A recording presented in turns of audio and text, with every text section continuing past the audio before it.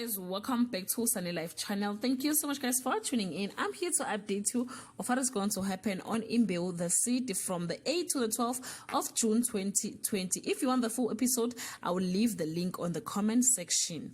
Buhle's drink is spiked and Nkululeko demands to know why his mother Thokozile is trying to seduce his boss Ngcolosi. Phakade is furious that his wife Kamadonsela and Thokozile are friends, and Pranav is sitting that Ngcolosi is connected to the Maphumulo gang. Thokozile tried to get information from Kamadonsela about Phakade and Mazulu, and Nkululeko and Zethu are involved in a hijacking. Phunyuka is ready to go to a war with the Maphumulo gang if Ngcolosi asks him to. Mazulu is sent a child coffin as a warning by the gang. Guys, this is all I have for today. You can leave your comment below and share your thoughts. Till we meet again, I love you so much guys. Bye.